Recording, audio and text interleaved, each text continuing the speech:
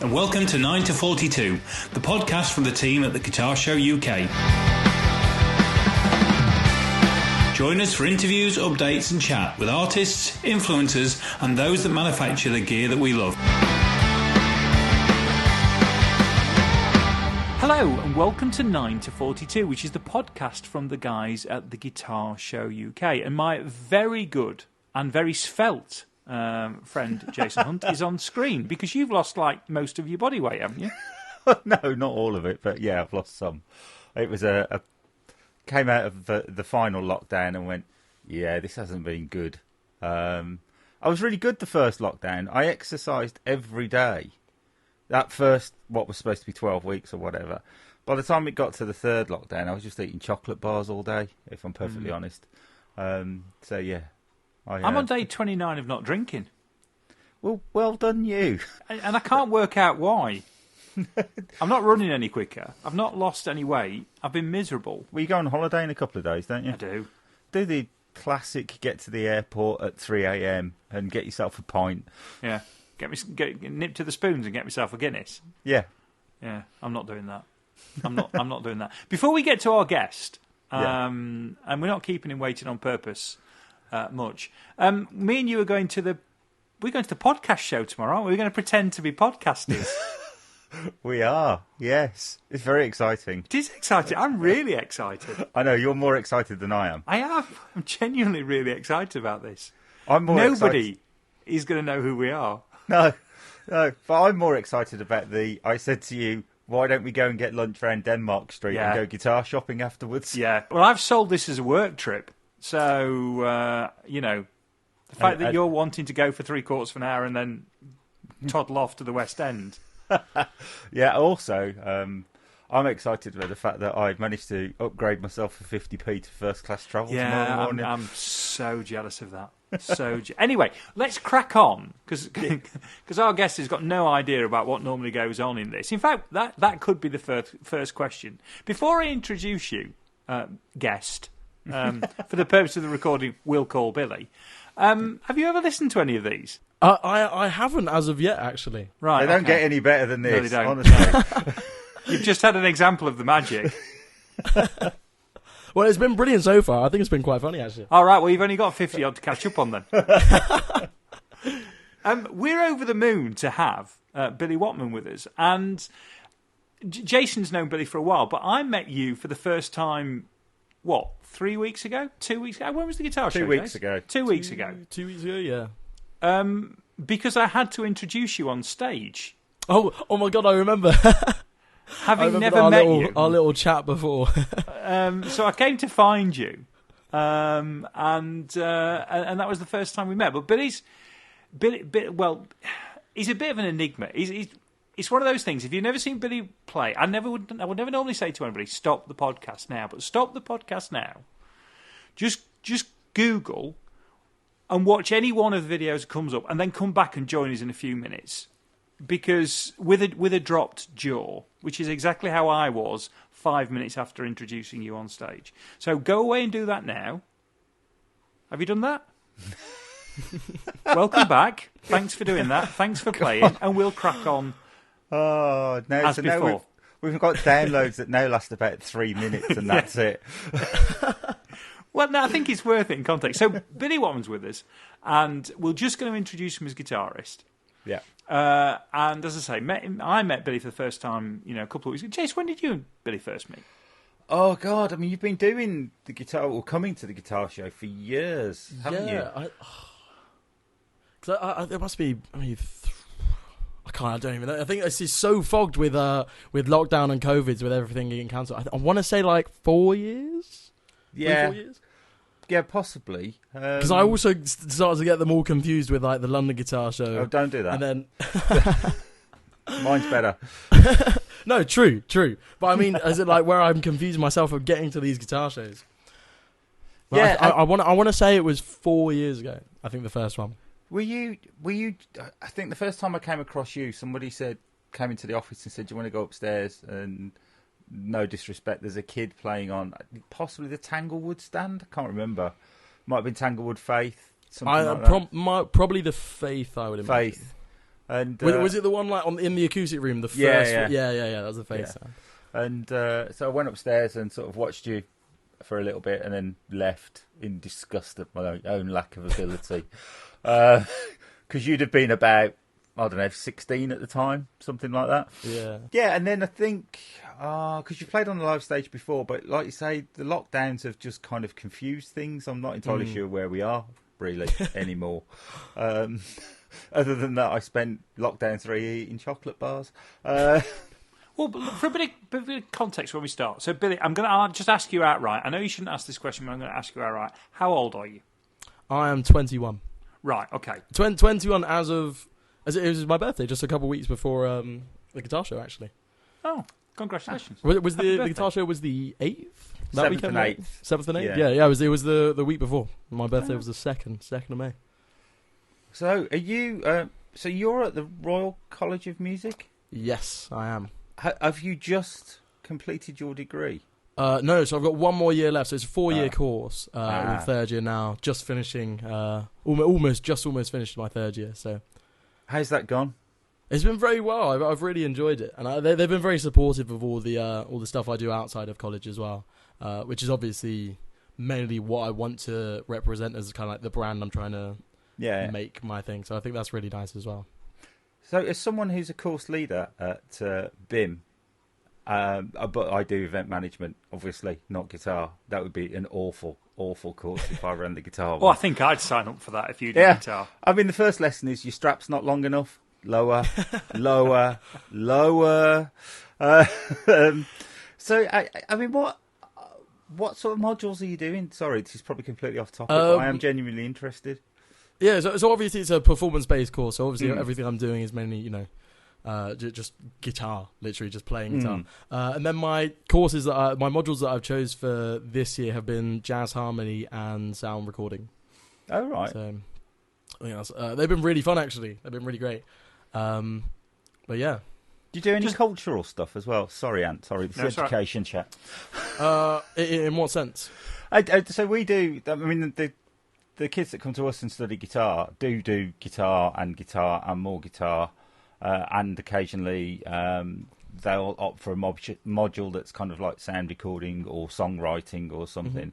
But they also, we kind of make them do some sort of like context and culture sort of thing. So like history and evolution of music. So we did have to do this for the first 2 years. So in first and second year we couldn't actually choose the modules for first and second year. For example, we had like music history as one of the modules. So when it came to stuff like that, it was a lot about like the music history and a lot of different genres of music that we, especially a lot of music that I wouldn't usually listen to. So I suppose from that respect, kind of those kind of ones, yeah. It's weird because we kind of do, I mean, almost from like Gregorian chant up to 1975 in the first year, and then in the second year it went from like 76 to modern day, and actually those of us of mine and Ant's age, actually you realise that 1976 to modern day is actually a really long time. If you go back the other way, you're sort of like Second World War kind of music. Same time difference the other way. Yeah, I think, even just looking at the music from then, I think it's crazy to think how much it's changed from that kind of period. I think like 1960, 1970 up until now, it's been crazy how different everything's changed of like the pop music. Because I think for so long, I think classical music was kind of the pop music of those days. So I think a lot of it was very, quite similar in a way, and just kind of slowly evolving, and then suddenly this hit, and then all these incredible artists, like Pink Floyd, like Queen, like these like massive names that have like then created these new sounds and these new, I want to almost call them new genres or new subgenres maybe. Of where it's kind of changed up until today. I think as one of the things that I've written down really, I wanted to ask you was that because you just referenced Pink Floyd and Queen, and you are 21, and I mean even when I was a kid. Pink Floyd were an old band. I mean, and going through your YouTube channel and stuff like that. In fact, I've got it up here, so I could reference it. You've got like Pink Floyd, Queen, Dio, which was the thing that really threw. I mean, I don't know any kids that what else have we got on here? Metallica, is it Annihilator? Annihilator, yeah, that's one of them. I mean, where did this kind of love? Oh, you got Mr. Crowley as well. Dream On. Is this kind of like a parental influence, or have you discovered this music sort of on your own?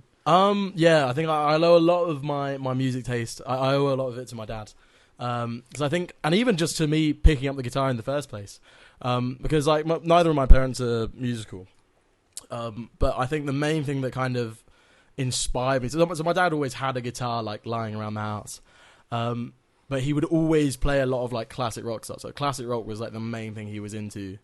And even nowadays, like he won't even listen to any new music. Like he has his old music taste, and that's it. He won't even give it a chance. But at the same time, I mean, I owe so much to him for that, because he was playing like AC/DC, and I think especially AC/DC. So seeing Angus Young like in schoolboy outfit, like playing this, I think seeing those kind of things all the time was hugely inspirational. And I was just like, wow, that's what I want to do. So yeah. All from my dad, basically, my music taste. I'm loath to quote Bad News because you won't have any idea of what Bad News is. The band? Yeah. Bad News? Scheisse! I actually do know. And I'm very sad if no one got that reference. That's something that me and my dad always reference. I got that reference. Yes. I also love in that little clip where I think it's Joe Elliott and it might be Joe Elliott and Fish, where they put the names the wrong way round on the pictures.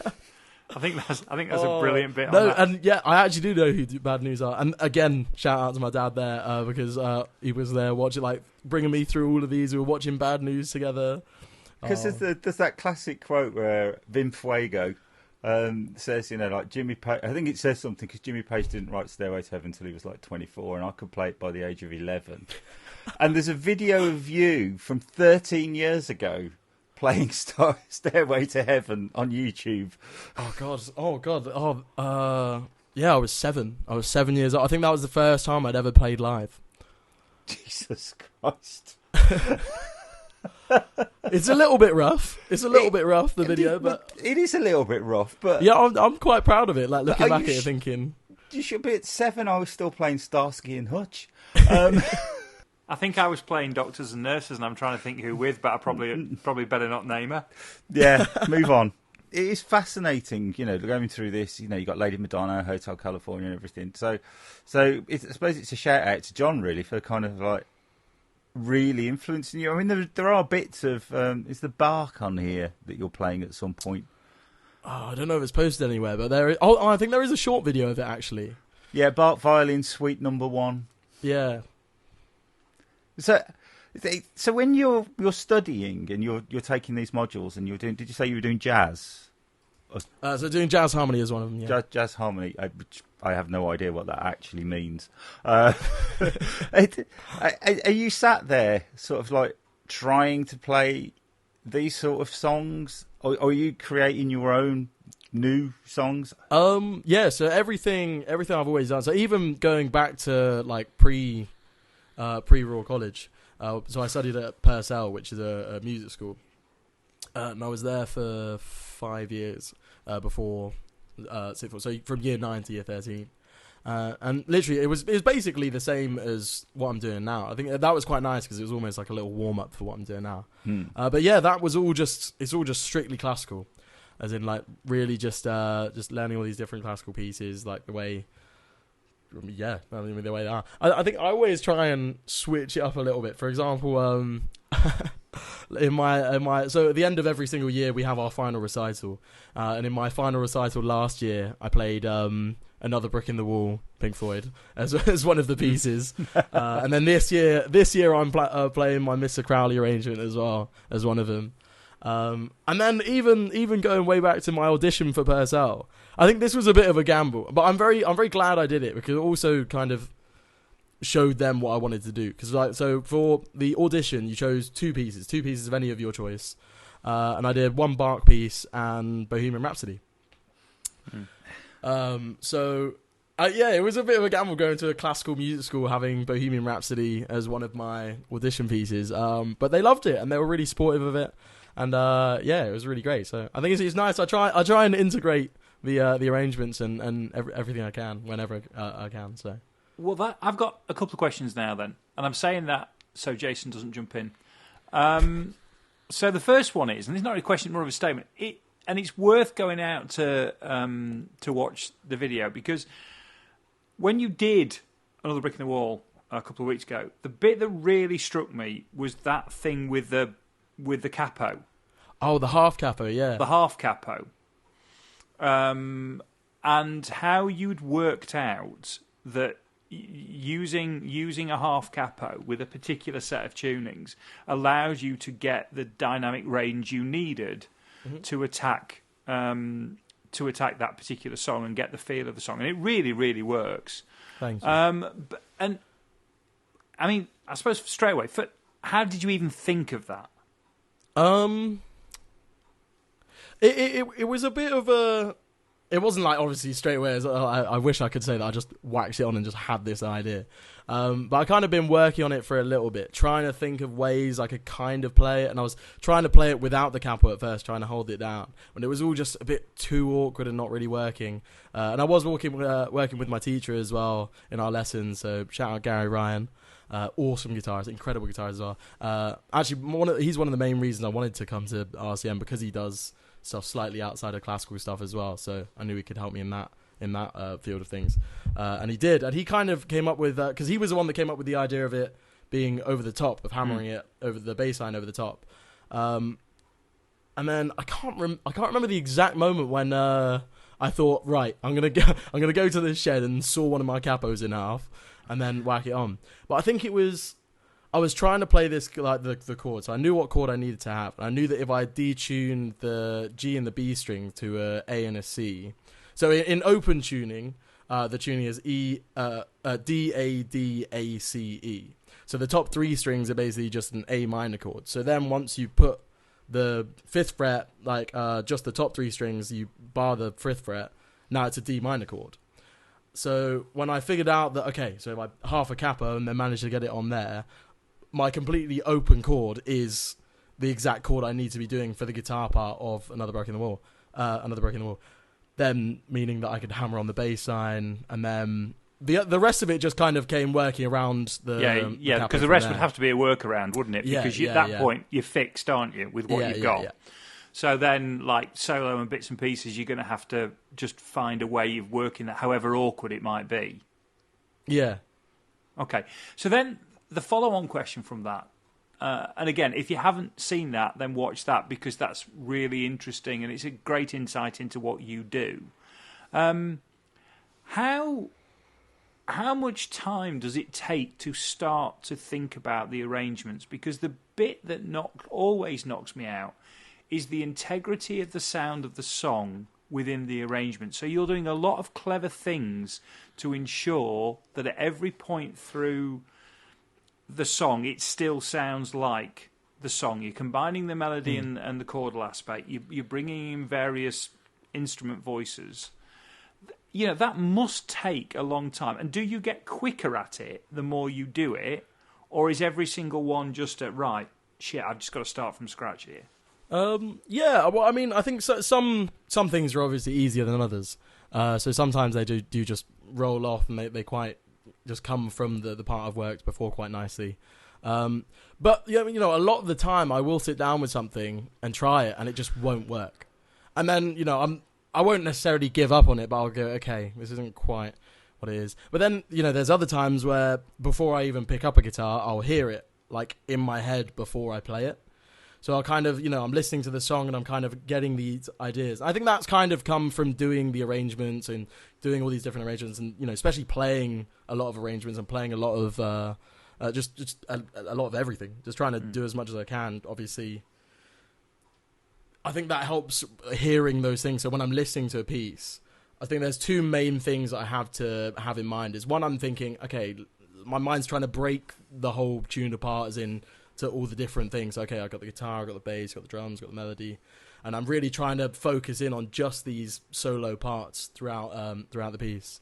And then the next bit is kind of, okay, how can I then take those and make that work on the guitar? And sometimes they do just like, they're in my head and like, I'll play it and it kind of works. And then other times it kind of does take a little bit longer. So for example, like with the Pink Floyd one, I kind of had a little inkling of like what I wanted it to sound like, but I just wasn't really sure how I was going to do it, but I knew what parts I needed to have. And then eventually, you know, after just trying different things, that was what I came up to. So yeah, I think it's kind of hit and miss. Some things really just flow really easily, and that I don't really have to try, and they just happen really naturally. And then other ones I do have to really think about, and it's a little bit of a challenge. But both ways are still very nice and very enjoyable to do. I am fascinated by it. I'm fascinated by it's all the voicings, and it's that's the bit that really, you know, because you're making definite decisions on particular chord voicings which work in the context of the piece, even though you could play that chord half a dozen different ways, and yet every other variant is not what you need. Yeah. So this is so weird, because I almost haven't thought about this properly in depth myself. So I'm kind of almost just I'm thinking out my mind here.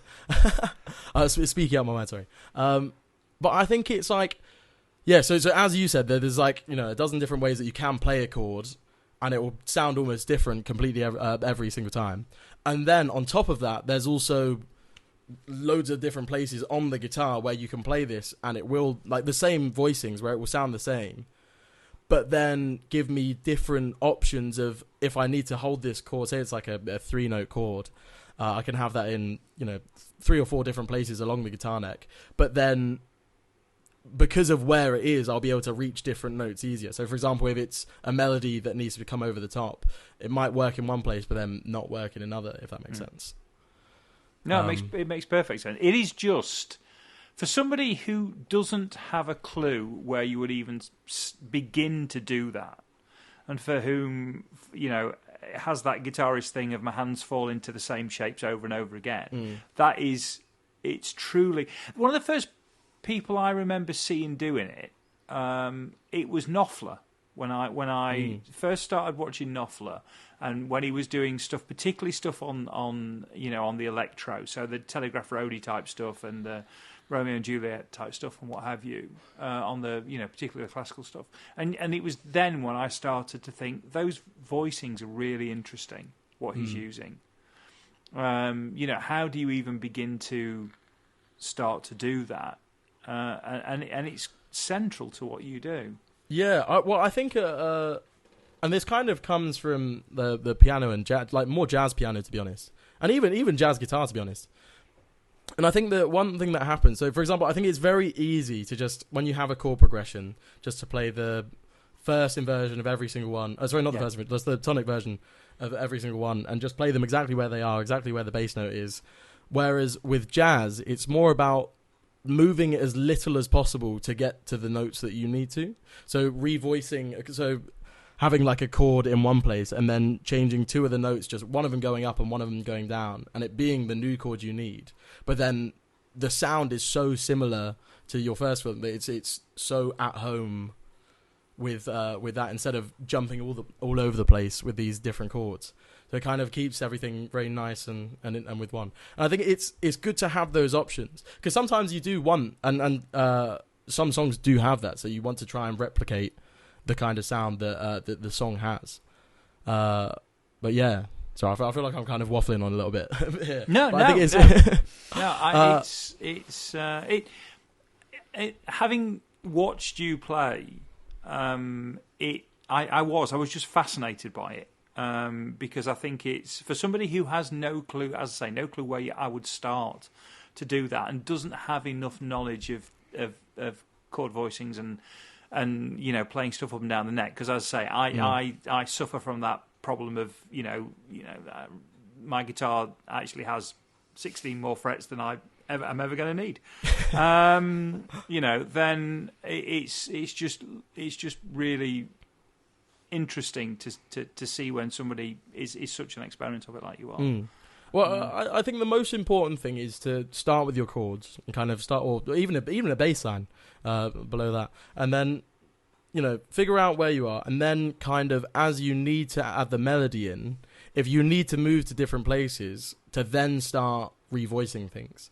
So, for example, like, I don't know, if I'm playing something and then I'm on an F chord down in first position, just a normal bar F chord in the first position, but then for some reason I wanted my melody to be going up, I also have the F available to me on the 8th fret as a C position, like a C shaped chord.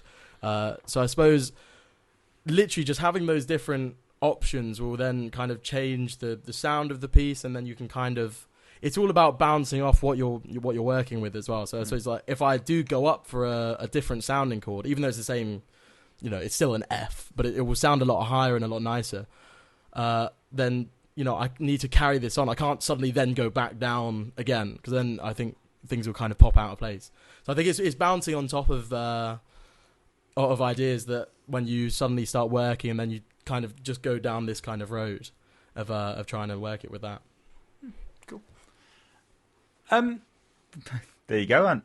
Start practicing. Yes, yeah. Well, that's not really going to make any difference, if I'm being perfectly honest. You mentioned that the first guitar show you were working with Faith. Yes, I think I was there with Ortega. Right. Ortega Guitars. And it was actually at the Birmingham show where I first partnered up with Faith. And I met Alex there. I'm pretty sure that was... I think that might have been the first Birmingham one I did, actually. Or maybe the first or second one. I can't remember that. Yeah. I do remember it, because I remember that was the first time. Obviously, we'd known Alex before, so we seen him at the London Guitar Show, and we'd seen him we kind of knew who he was. And then we kind of properly got to properly meet him there, and had a good chat with him. And then we started talking about endorsements with Faith and everything. And I played on the stand a little bit as well. And that was really lovely. So it was really nice to meet him. And then that was when I got my first Faith guitar as well. So. And are you using both then? Are you using Faith and Ortega at the moment, or have you now moved to Ortega? Yeah. So because obviously Ortega is solely just nylon. Yeah. And then Faith, Faith do have a nylon, the Lyra, but they are obviously mainly steel string. So for any steel string stuff, I'll use my Faith, and then any nylon stuff is mainly Ortega. But these days, most of my stuff is mainly nylon. Yeah. But I mean, even when I was talking with Faith, they knew that was always the kind of route I was going down. But it is really nice that if I do ever need a steel string, or if I'm ever wanting the kind of steel string sound, then I do have that option there as well. So how did it come about that, because with Ortega, because they're based in Germany, I have to say they're lovely people to deal with, and are really easy. But, so how did it come about? Did they approach you? Was it at the show, or was it after the show? No, so I think it might have been before the show, actually. So I think it was, if I remember, I'm pretty sure I am remembering this right, but it was while I was doing it was while I was doing the Guitar Star, the guitar competition on Sky Arts. I remember it was because I was kind of mid speaking to them while it was all going on, and I got my first Ortega guitar just before the filming with Mike Dawes. So I used it on that one for I think that was the semi-final. I'm pretty sure semi-final, I think. So yeah, it was basically from then, and then. Yeah, we've just been going since then. It's been great, and now got a Billy Watman signature model. How is having a Billy Watman signature model? It's awesome. It's very cool, and it's just so beautiful. I couldn't be happier with how it's come out. Honestly, it's been it's so long that we kind of talked about it, and talking about the woods and what would go onto it, and so much of the planning has gone into it. And I was so happy when first came, because obviously it was at Birmingham the first time I saw it as well. So the first time I saw it, and it was just perfect. And the best bit was getting onto stage, plugging it in, and it was just straight out the box perfect. It just sounded amazing. Needed no tweaks, no nothing. It was just brilliant right off the bat. So yeah. So were you involved in the whole sort of design process, size of the body? The wood construction, I don't know, the headstock configuration. Were you involved in all of that? Or are they just going this is what we think? So yeah, it was kind of bouncing back and forth a lot of it. So obviously, because I used the Ortega Stripe suite, so that was the main main guitar I've been using, and still using, to be honest. Like, as in, I still use both of the guitars even now. So I wanted it to be sort of based on this guitar because I really like this guitar. And then we kind of, we've been going back and forth a couple of times, and then I think it was Thomas, the owner. So he came up with the idea to have the new body shape, which I'm really glad that he did actually, because I love it. It feels so nice, and it's so comfortable just how it plays, and it's just beautiful. I'm so happy. So I'm kind of creaming over my own guitar at the moment. But yeah, it was going back and forth, and I remember one of the first things that I think I said was I wanted white ebony for the back and sides. And I remember talking to Thomas at the Birmingham thing of him saying, because I was like, oh yeah, I thought it was so weird, because obviously for so long in the chat they were kind of trying to convince me to not use white ebony. They'd been like, oh, what do you think of these words and these words? I was like, oh yeah, it's nice, but it was like, this white ebony was just out of this world to me. I was like, and it still is. Like, when I look at it, I'm just like, wow, it's just something else. And then apparently it was because when I spoke to Thomas, he was saying, yeah, it's just quite hard to get a hold of. That's why we were trying to talk you out of it for so long. But they got it all for now. But I think the thing is as well, because you have to leave it for a year before you can use it. So you have to have it for a year and let it just kind of set. Well, that's for good a year for before you cash can flow, use it, isn't it? Yeah. I bet they were delighted. Yeah, we'll buy all this wood and then just look at it for 12 months. Thanks. But we have to say this, mainly because your dad sent me a message, and you, saying that your performance at the guitar show was recorded. Yes. Shout out to Les again for the second time after Les. Yeah, shout out to Les and Simon. That sounded great on the stage. It was awesome. Yeah, I mean that pedal show guy shouted out to Les as well on the Monday after the guitar show for being just an awesome sound guy, and I know this. This is why I've worked with him for 20 years. I gave him 2 shout-outs on the Sunday. Well, there you go. So, Les recorded it. I think your dad videoed it. So it's going out on your Facebook page, is it? Yes, we are going to live stream, I believe, this Saturday, if I am remembering that right. Yeah, which is 2 days before this podcast goes out, but yeah. Yes. So, yeah, Saturday. Well, so I suppose can't actually advertise it now anyway. But it'll still probably be there. So if you go back on my page, it'll probably still be there. So Billy Watman. Did everybody watched it? Did they enjoy it? So we've done that, John. Neither of us forgot. I wrote it down. So that's all done. Because he just said he can't wait to listen to this. Honestly, if he's never listened to these before, he won't be listening again. But the one thing the bit I'm struggling with, there's 2 things actually. One was with the hat, because you had the hat on when we started recording because you thought we were being videoed. Mm-hmm. Does that mean that Billy Watman is not allowed to be seen in public without the hat? Exactly. Right, okay, fine. That's that might be a millstone when you hit your mid-70s. I wouldn't say it's that I'm not allowed to be seen without it, and I don't think it's like that. But I think there's a lot that's been behind it. So the hat kind of just started. I think it was. I wish I had a cooler story than what it actually is. But I was just in Primark with my mum, and I saw one of these hats. I put it on. I was like, "Oh, what do you think?" She's like, "Oh, yeah, it's quite good." So, and I pretty much from then on, I think for quite a few years, I basically just wore it non-stop. Even when I wasn't playing, like, it was glued to my head. Like, the top of my head did not see sunlight. But then, yeah, it kind of just became the image. And you know, it kind of started becoming when people kind of recognizing me as, oh, you're the boy in the hat. And it was kind of when that was kind of happening. And it's also like, if even now, if I'm walking around and I haven't got my hat on, people don't really recognize me. Or if they have, like, it'll be like, are you that guy that was playing earlier? Whereas if I'm wearing the hat, like, they know it is. So I think it's a good brand. It's a good, like, logo thing. I suppose it is the logo of Billy Watman, I suppose. And I'll always remember this as part of the guitar style. Actually, is when I met Milos, classical guitarist, and he asked me why I wore the hat, and I basically said this same answer, that I think it's a good image. I think it's memorable, so people remember me. You know, the boy in the hat, blah blah blah. And I remember he was like, Billy, it does not matter what you could wear a fruit bowl on your head. People will only remember your playing. And to an extent, I think he is right. Like, of course, your playing has to be there, and people are going to remember you for playing. But I still stand by that. I think people do remember me for the hat, and I think it's a good thing. I think it's a good look. I like it.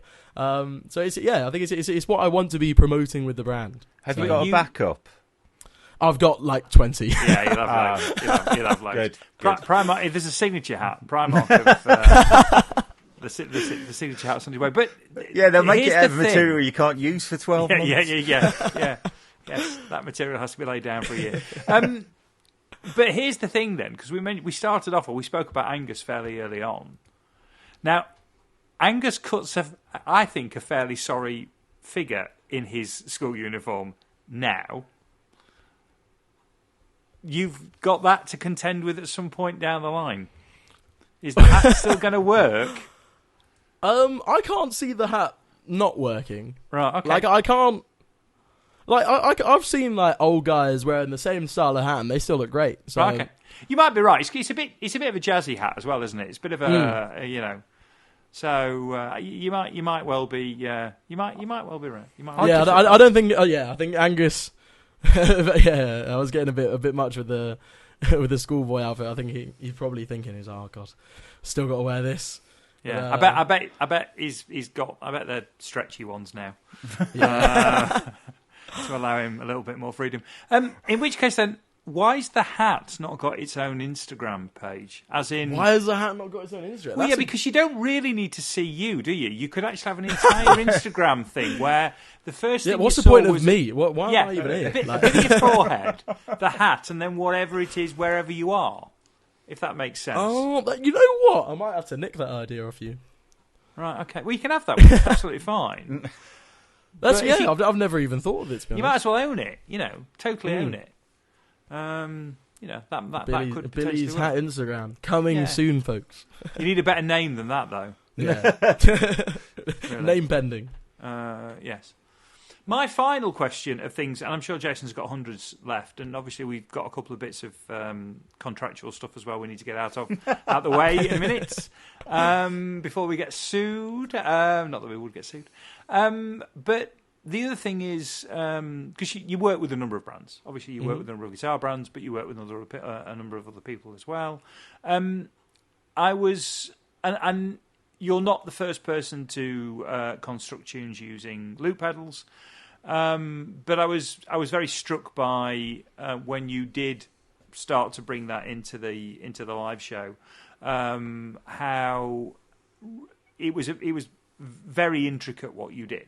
It wasn't just, I'll get something going around the loop and I'll play over the top and that'll do me. That's fine. You went proper full on Queen, 48 tracks, 527 different loops playing at the same time. So was there always that kind of thing that I don't want to be part of the kind of the loop fashion craze. If I'm going to do it, it's where I really need to do it because it's the only way I can get the arrangement done. I think yes and no. I think there is. If I can do it without the loop pedal, then I will try because I think in my opinion, I think it's quite cool, and I actually prefer it as well. So, for example, like with the Pink Floyd, like I could have easily done that with a looper, but I also think it wouldn't have had the same impact of how it would have been because I think it's quite a cool factor of being like, because I think the same. If I'm watching a guitarist, I think, wow, he's playing all of that at the same time. Whereas when you're playing with a looper, it's a different kind of wow, if that makes sense. So it's kind of more that it's like, wow, that's really intricate from like a technical side, and that's really smart that you can do that. And it's taking less from not that the guitar side isn't technical, because of course you can still be doing super technical stuff, the whole all of the loops. But it kind of is. I think it makes you appreciate more what's kind of being done with the loop and kind of the thought process and like the the imagination of how this has been done with a loop, rather than wow, this has all been playing. More of what's focused on what he's actually playing on the guitar. Yeah, because the bit where I kind of switch off with excessive use of loops is when it's just reinforcement. Whereas you use it, and what you're doing is you're blending, and we're back to voicing again. But you're blending different points from the neck, so you're using it for maximum expansion of dynamic range to keep it interesting. Yeah, because I think there's lots of ways that you can use a loop pedal, and obviously there's just the main way where and I do this in some of my arrangements, and I try and mix it about as much as I can. But you just record your chords and then you play your melody over the top, or whatever. If you're singing, same thing. But I think the loop pedal can be such an intricate tool when used, not really using it in any of these kind of effects that being obviously that adds onto it as well, like having effects on the loop pedals. But I think that there's so much you can do, and kind of you can start to really play with these kind of ideas of bringing the loops in and out as well, and then obviously like deleting them while you're playing, and then recording new ones, and then having that as your new loop, and then all these different things. And I do try and play with it quite a lot. But then sometimes I will just use it for just for example, like the end of my Stairway to Heaven arrangement, I record just the chords and a beat on it, and then I play the solo over the top.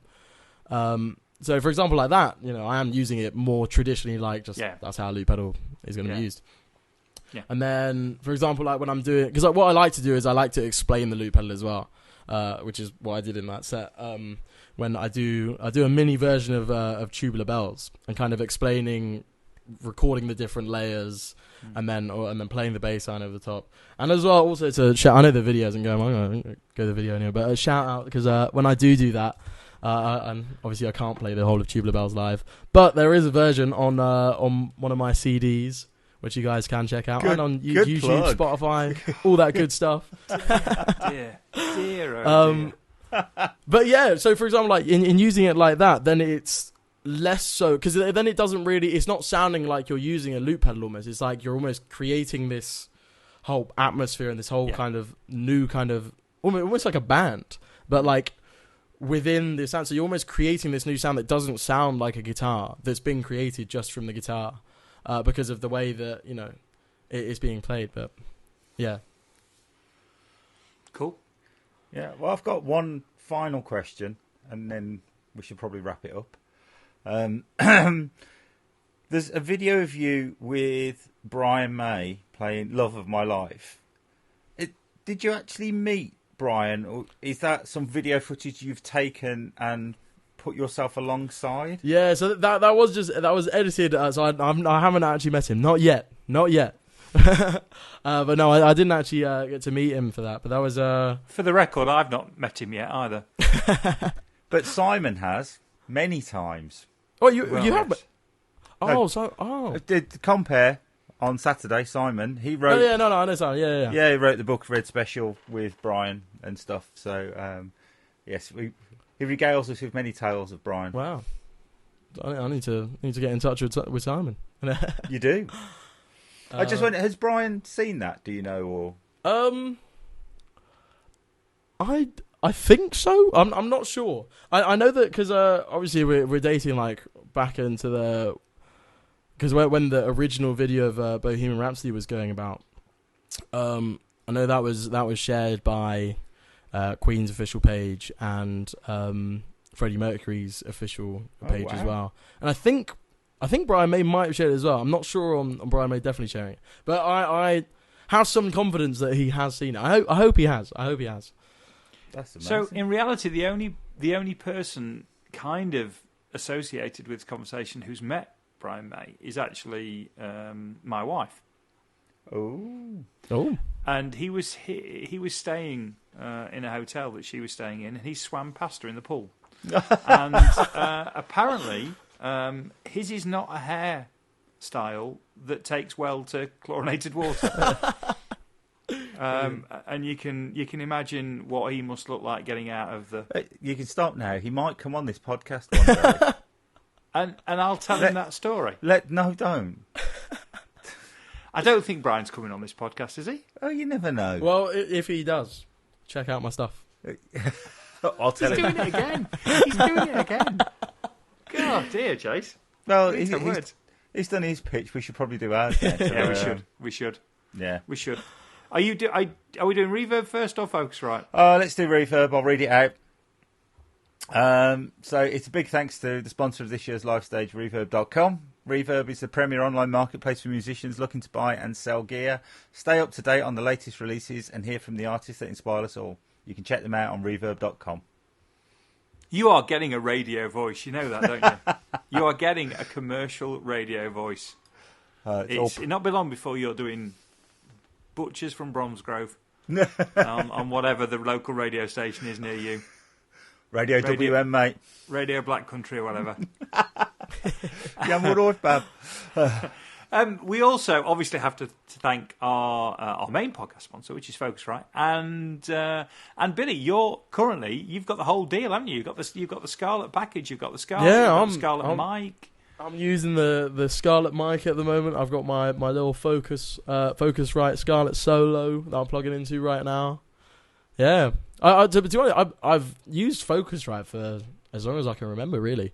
Well, the only as in before that, I mean, I was using one of those little Korg desks that only printed out CDs, which wasn't the easiest. But then as soon as I finally switched over to computer, Focusrite was the first one I bought, and I think I've gone through 6 or 7 different ones. Yeah, excellent. They've been brilliant. Our sponsors will be very happy. Yes, very happy that you've mentioned it, you've endorsed them, and it's not cost them a penny. And I can write on the blurb that goes on social media, because I always write 1942 is made using the Scarlett 2i2, which is what I'm plugged into. And our guest was using a Scarlett Solo. Yeah. Boom. Right, on that note, we'll just get excited about the podcast show tomorrow, Jace. Rightio. What are we going to do if somebody recognises us? I don't think that's going to happen, do you? I mean, actually, probably will, because there's people we know who are going to be there. Well, yeah, but they're our friends. I mean, Louis Theroux's there tomorrow. We are not even remotely. No. We shouldn't even be in the same room, frankly. No, you're right. Yeah. Right, we will talk to you next time, folks. Bye. Yeah, thank you so much for having me on, by the way. It's been brilliant.